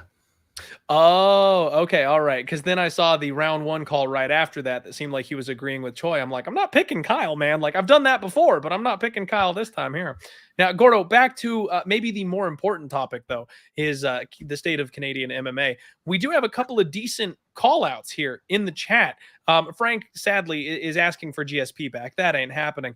But we do have Snap It MMA with the Mike Malott call, which is strong. You've got the $1 Million Man himself, OAM. And then Aiden is calling Charles Jourdain. Who's Captain Canada right now? Because I think those are probably the three best shots. You want to know two funny things. For if you would have taken out that Angela Hill, I would have said Lupi Godinez because she was doing great for a while and then she went downhill really easily. But the funny thing about that Mike Malott fight is they're putting two Canadians up against each other. Johan Liness is fighting Mike Malott sometime soon. So we'll see who wins that one. And that might tell you something. But I personally like Charles Jourdain the most out of the group, but he's had a tough go of it lately. He has had a bit of a tough go of it lately, but the kid's made out of, he's just basically steel balls is what that kid is. Like his whole makeup is just the size of his nuts. So he'll be fine. He'll be back. He's very exciting, very fun. I think we're going to get a lot of awesome fights out of him coming up here soon. But you know what? Like, guys, I just have to go ahead and give us a minute to take a look at this because I don't often do this here on the show, but we've got a rare opportunity to talk about this, except my StreamYard is being really stupid here for some reason and won't let me show it to you. And I don't know why. So give me just 1 second here because I want to show this to you. I really do. As long as it'll let me share it, I want to show you something. There we go, right? So we have a breaking fight announcement in the community here. Do we? And it's too good to pass up, Gordo. It's too good. We've got Max Holloway returning against Arnold All-In Allen. Whoo! What a fight. That's one I didn't know I needed. And thank you, Brett Okamoto, for letting me know because that is a hell of a fight. I am looking forward to that. Immediate early thoughts, Gordo. What do you think? Not the best one to ask. I think a lot of people who know me know I rock the Max Holloway merch a lot of the time. He is a fighter I've backed for the long run. He's probably one of my favorite fighters. So to me, it's probably a fight I didn't want to see too much, though, because Arnold Allen's a guy who's going to be blitzing forward and looking to mix it up against Holloway. And it is going to be a very, very close matchup. So you know what? I'm going to stick with my heart and go Holloway gets it done due to his range and his a huge step up for not huge, but a bigger step up for Allen. But that's going to be an absolute barn burner. I look forward to it. So good. I can't wait. I've been waiting for Max Holloway fight news. I thought he might hang it up at this point. Like it's been so damn long that he stepped in the cage. I thought we were going to find out he was like battling with something and couldn't make it back to UFC and he's just done or something. But that's great. That's a big, big fight and tough fight for Arnold Allen, who's got all the hype behind him right now. I have been firmly in the group of, if Volkanovski doesn't exist, Max Holloway is still your champion at 135 pounds. Or I'm sorry, at 145 pounds. So yeah, that's a great fight. Wow. Big test. That will be fun. Real Thanks Deal for bringing Prime it up. getting I in look here forward with to his that one. patented wrestling rules. Yeah, man, hard not to look forward to that one. We got a lot of really big fights coming up here to talk about in the near future. Exciting times. Good time to be an MMA fan. All right, folks. Main event, not quite. One more before it. We're talking about Marcin Tybura taking on Blagoy Ivanov. And we're back to the names. You guys know these guys. We've talked about them before. You may have seen them fight once or twice. And it's a short line, Gordo. Minus 150, Marcin Tybura, Blagoy Ivanov, plus 130. I think the thing that surprised me the most about this fight, Gordo, is that Blagoy Ivanov is the younger man. I had no idea that he was younger than Marcin Tybura. Now, fans of the show, people that listen to me are going to know that I'm maybe the number one Marcin Tybura hater in the world. And it's not because I don't like the guy's face. I don't have a problem with him personally. I just think he's meh. And he gets these wins when your opponent has a hole in their game that he can expose. It's usually the grappling. But he's just never going to crack the top 8. You know what I mean? He's never going to crack the top 10. That's your Marcin Tybura. And there's a couple times where, they give him guys like Greg Hardy, Walt Harris, Alexander Romanov, where if you slow down, if you try to wrestle this man, first off, he's hard to take down. Second off, he's a BJJ black belt. He knows his way around the ground. He's not going to really push the issue grappling, but if you do, he's got the cardio to go for it, and he'll outlast you. That's really kind of his whole game. But if you put him in there with anybody that's really any good, he just can't quite hang. Like, he got Sergey Spivac done, but that was all the way back in 2020. We're dealing with a different Sergey Spivac these days. He got knocked out by Augusto Sakai. My guy, Alexander Volkov, put a show on against them and left no question there on that one. Shamil Abdurakhimov got him out of there in round 2. And he really, Tybura's done a good job of going back to the basics. He kind of had a career resurgence, really dedicated himself to fighting, lost some of that belly fat, and made a real effort here for these last couple of years. But I still just think he's that mid-level fighter. Blagoy Ivanov, you can say the exact same thing. Like, I'm not going to suddenly flip sides and be like, oh, this guy is just a monster that you don't know about. No, like, Blagoy's decent. But back in the day, he did beat Tai Tuivasa. Back in the day, he went a competitive 15 with Junior Dos Santos. This man survived 15 minutes with Derek Lewis. Like, he might have robbed Marcos Rogerio de Lima in their last fight. That was a questionable, very close fight. But what you can count on from Blagoy is he doesn't give up takedowns very easily, and he's incredibly durable. This guy's got a 77% takedown defense rating. You can hit him with the kitchen sink. He's not going anywhere. He's got a 54% striking defense, which at heavyweight, that's pretty damn good. He's pretty solid defensively as a fighter. He forces you to fight his slow, plodding pace, grinding up against the cage.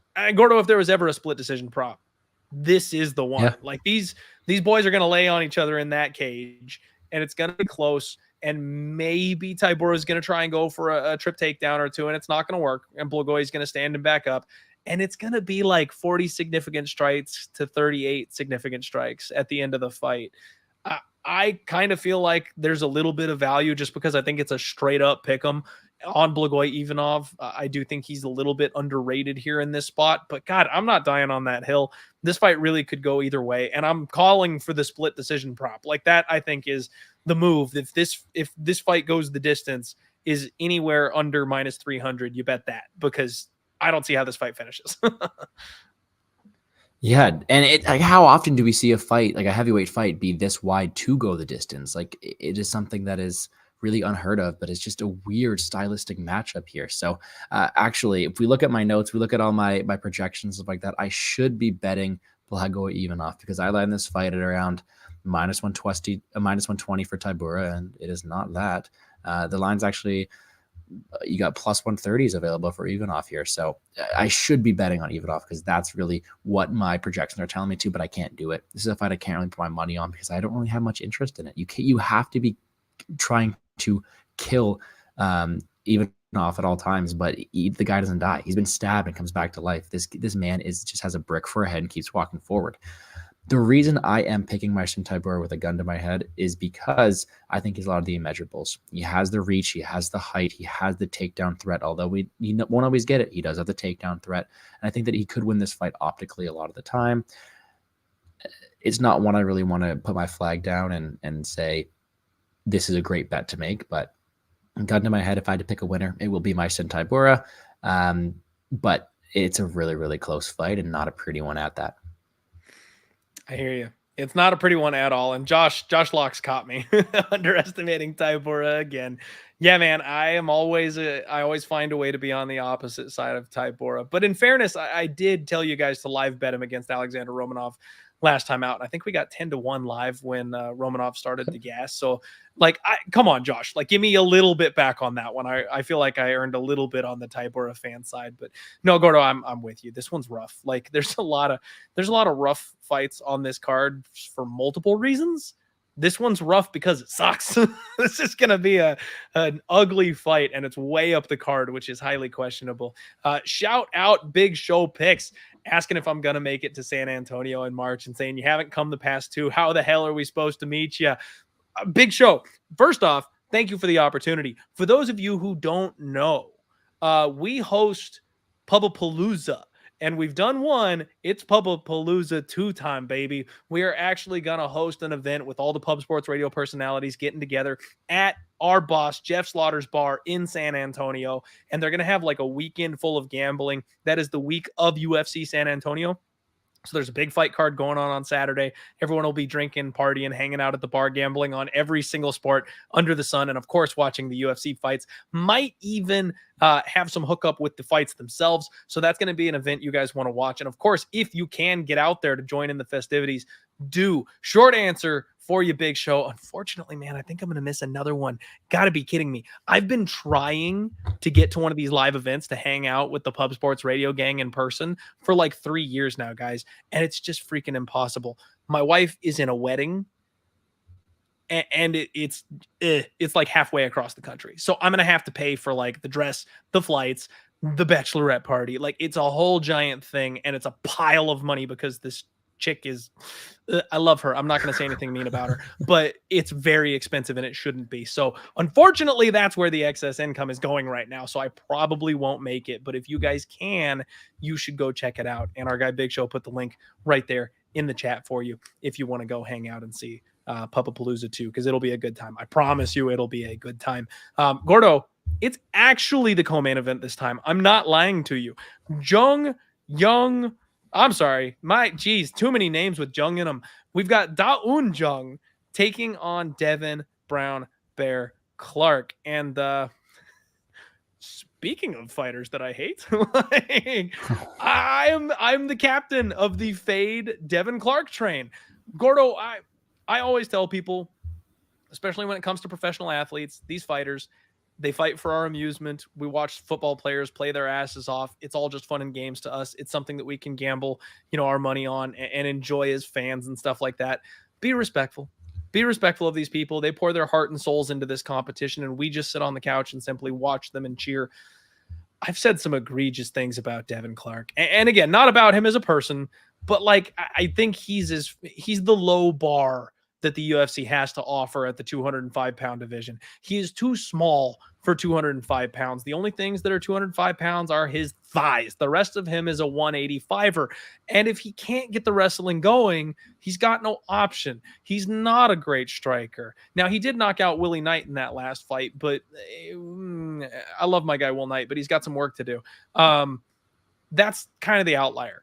If he doesn't get the wrestling going, he's usually kind of a bit of a punching bag on the feet. And on top of that, Gordo, I think he's deteriorating. His last couple of fights, ever since Minifield punched his lower jaw in, which by the way, yikes, he broke his literal face in that fight. Ever since that happened, that signature toughness that Clark brings to the table, where he's just willing to go through hell to drag you to the mat, it's not there anymore, man. He doesn't react the same way to getting hit. He doesn't react the same way to punches.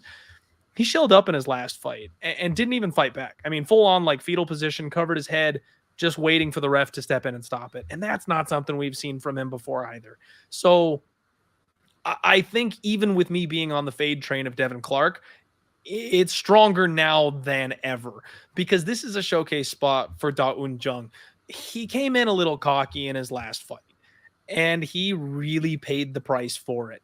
Now, he got the flash knockout from Dustin Jacoby. And I say flash knockout because there's a difference.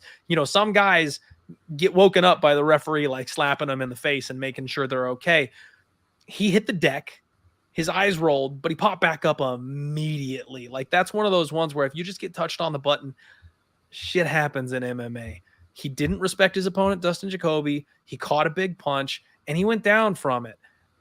I don't think that's the true version of Da-Un Jung that we're used to seeing. The guy I know walked forward and knocked out Kennedy Nchukwu through his guard, like elbowed him to hell through his forearms and still knocked him out cold. Now, I know he had that sketchy decision, the split draw with Sam Alvey back in the day, but again, that was 2 years ago. This is a young, improving fighter, a big, strong, beastly dude. He's going to have a decent size advantage here in this spot as well, 4 inches taller than his opponent, Devin Clark, and an 88% takedown defense, which, to my point before, if Devin Clark cannot get the grappling going, I don't think he survives this fight. And I think Da-Un Jung's going to be able to shuck the takedowns, and he's probably going to hit him in close with a big elbow. And it's going to just kind of be target practice until he connects with a big, clean one. I've got Da-Un Jung by knockout. I think he finishes him, Gordo.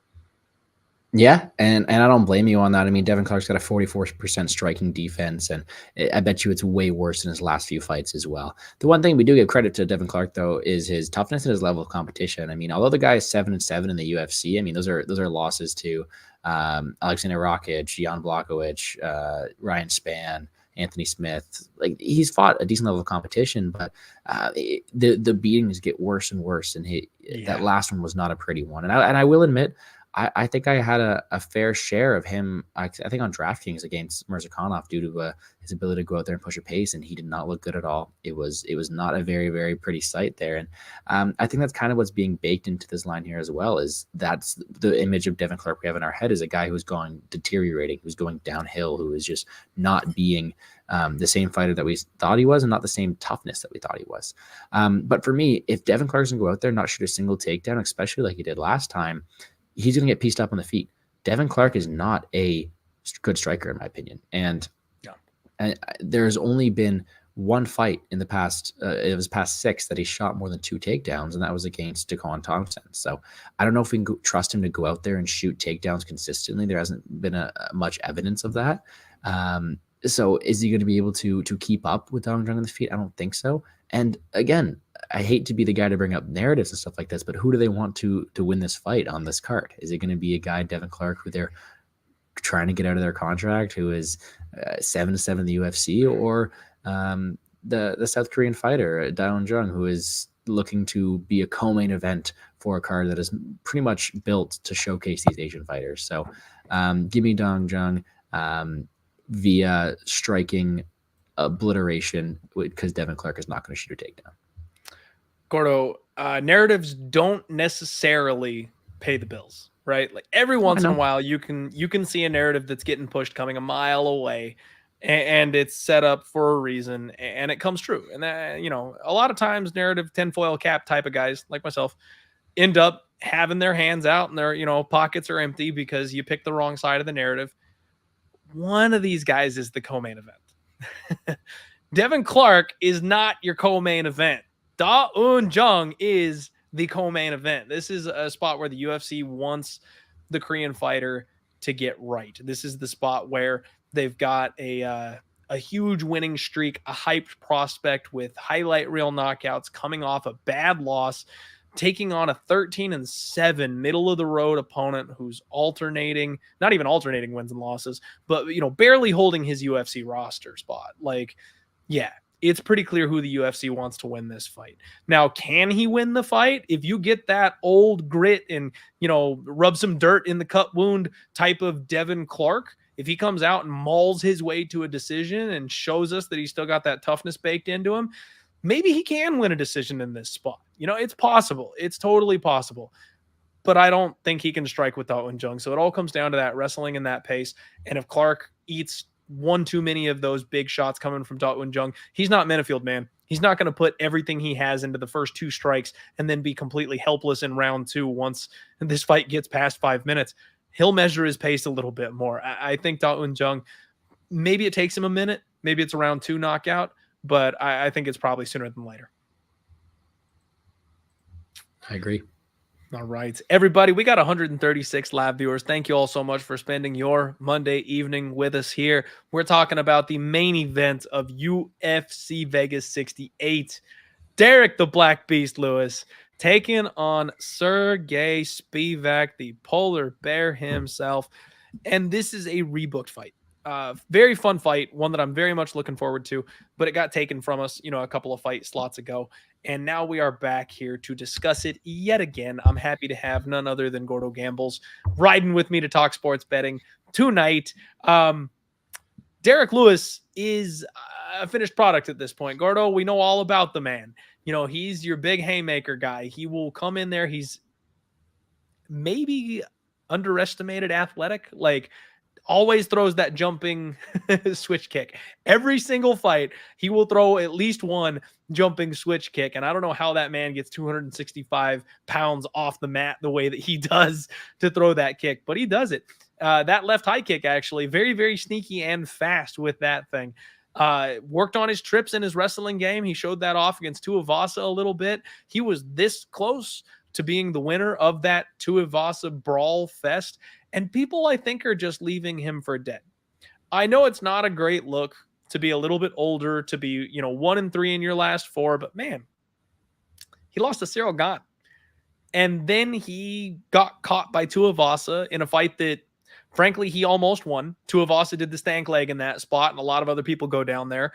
And then he banged it out with Sergey Pavlovich in round 1, which isn't necessarily something you want to do.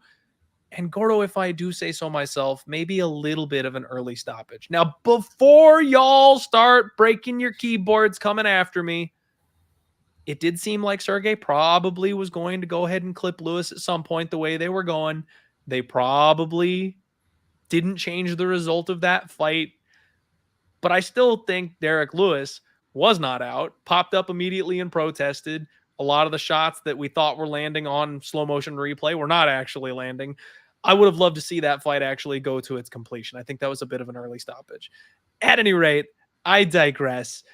You can put a couple asterisks next to the last couple fights of Derek the Black Beast Lewis. And according to what we've seen from him on social media, Gordo, he's taking this fight very seriously. We might get a skinny Derek Lewis coming into this fight. I'm waiting for weigh-ins.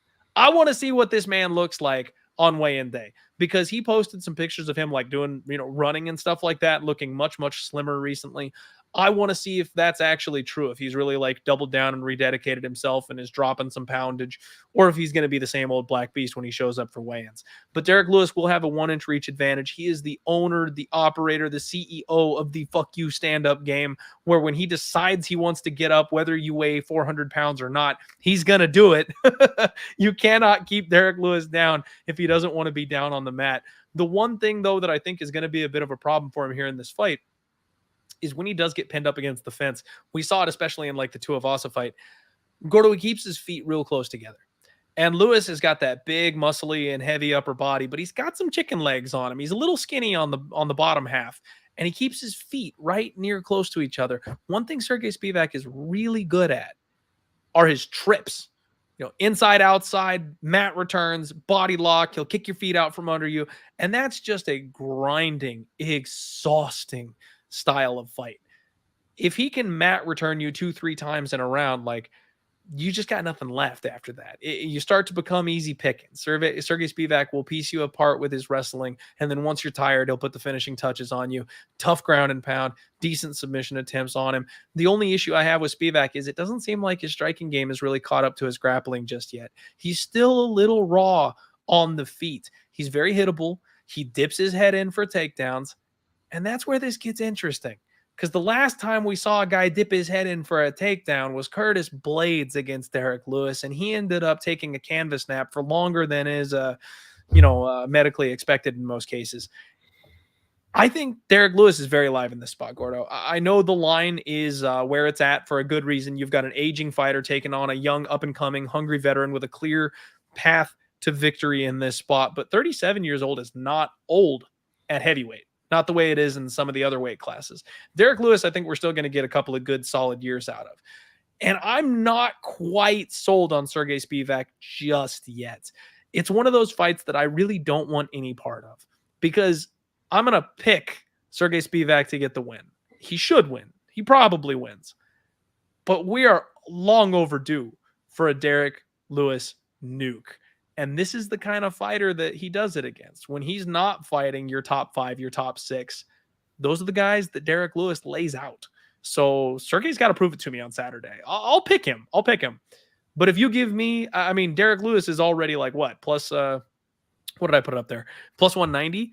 If they do the stupid thing that they do sometimes, Gordo, where Derek Lewis is plus 250 by knockout or plus 280 by knockout, there's nothing wrong with a Black Beast knockout prop. What are you doing here, my guy?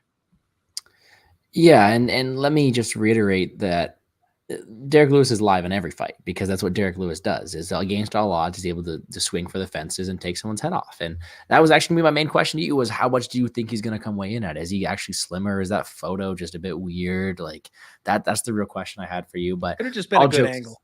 It could have been because all jokes aside, like on paper, this should be Sergey Spivac all day. He has the path to victory. He has the ability to go out there and he should beat Derek Lewis. But my number one rule I made on the channel a few years ago that probably cost me a bit of money in doing so, but I never bet against Derek Lewis. Like that, it just to me, I would rather sit out a fight than be so confident in a guy winning and then he just gets nuked. That it's just probably better for you to stay out of it.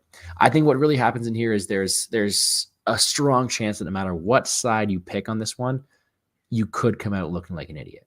Because there's two options. It's either Spivac's going to go out there, he's going to take him down, he's going to control him, he's going to dominate him. Everyone's going to be like, yeah, Derek Lewis is washed, we should have bet against him.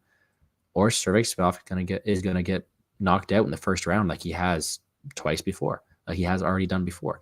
Whether that be being caught in when he's shooting for a double, or whether it be if Derek Lewis decides to go balls to the wall because his balls are hot and he wants to go out there swinging for the fences. To me, it's not one I want too much investment on. I think that it's a fight that you're going to have ownership on DraftKings due to their volatility, but I can't pick a side from betting perspective because no matter what side I'm on, I'm going to regret it, I think. So this is when I gotta step away from. I have to pick Sergey Spivac from a probability standpoint. I think he wins this fight more times than Lewis does. However, it wouldn't surprise me if Lewis catches the chin. It wouldn't surprise me if he gets this win here. It's just he shouldn't, but sometimes he shouldn't and he still does, right? So yep. Official pick is going to be Spivac, although you can never count out Derek Lewis. And quite frankly, I am cheering for Derek Lewis. For the culture, Gordo, for the culture, we need a good old Derek the Black Beast Lewis celebration.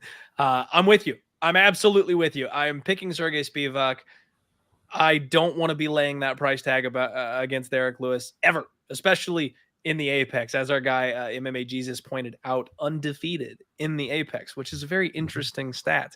And don't count out, the grappling situation because Derek Lewis can carry that power late. He is a guy that just takes one shot even deep in the fight. You guys remember, and I know it's a big time callback, but Alexander Volkov was quite literally 11 seconds away from getting his hand raised in that fight, took a deep breath one time, and that was it. It was over. So if Sergey Spivac does not finish Derek Lewis and do it in a hurry, he's going to be live to get clipped and KO'd by the big guy at some point deep down the fight. So I'm definitely looking forward to this fight.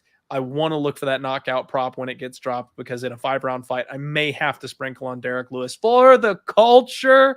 Guys, keep it tight, keep it loose. That doesn't make any sense. Keep it tight on this card. Definitely keep your units close to your vest and be cautious. If you like a spot on this card, you go for it. You make your money, you fill those pockets. But It's going to be a sketchy one. There could be some wild upsets in this spot. And did I just see Gas Station Sushi in the chat? My guy, it's been like a year. Gas Station, what's up? I hope you're well, my friend. I am going to earn that compliment. I have not been the sharpest handicapper for a long time. I'm going to be. I will get back to that mountain coming off a good event. We're going to work our way back up to the top. And I'm doing it this week with the help of Gordo, my friend. Thank you so much for hanging out on the show, breaking down this awesome fight card with me. Now is the point of the show where I tip things off and I say, you take your shot, you let the people know where they can find you. And if you got plugs, sponsors, shows, handles, whatever you want, you go right ahead and let people know where they can support you. Well, thank you very much for having me on the show, man. Even though that this card I had to do my research for, hopefully you guys enjoyed it. I know I did. Hanging out here with Clint has been a fun time, and I look forward to hopefully making some money on Saturday night or Sunday morning, wherever you guys are, because this is a late card indeed. Exactly.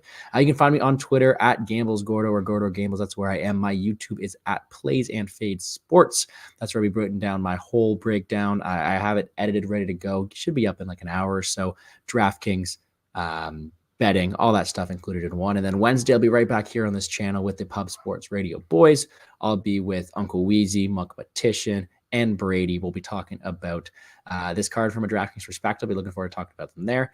And finally, I also work with Brett Apley and Daily Fan MMA. I do a premium podcast and written breakdowns, which should be out later in the week, but check them out there. But that's me, guys. Hopefully you guys enjoyed having me on the show, because I enjoyed being here. Much love to everybody. Good luck this weekend. Gordo, this was fun. We will definitely do it again, my guy. I love talking fights with you. Absolutely. And real quick, have to address our guy, Boob, in the chat. And I say guy, maybe not. Boob, for the culture means for the MMA culture, man. Like, what's good in this fight for us fans? You know, if you want to see a fan-friendly result, that's for the culture. Paul Craig by submission. That's for the culture, man. Like, we all love to rally around Paul Craig getting a submission over somebody as a giant underdog. Derek Lewis by knockout. That's for the culture. We want. That's what you stay up till 3 a.m. for. Exactly. Well, I'm not staying up until 3 a.m. if it's not a Derek the Black Beast Lewis knockout. All right, everybody. Thank you so much for supporting us. Thank you for sticking with us on the entire show. We will be back next week, every Monday, always, till the end of time. You know, diehard MMA and Pub Sports Radio forever. 100 years, diehard radio, Pub Sports Radio. I hope some of you are Rick and Morty fans. Otherwise, I just sound like an idiot right now. Love you guys. Kick some ass. We'll see you on the shows. Total Takedown, Undefeated Post Weigh-In Show, all that good shit. And make sure you follow my man Gordo, because he's going to put some money in our pockets also this week. Have a good week. Let's roll.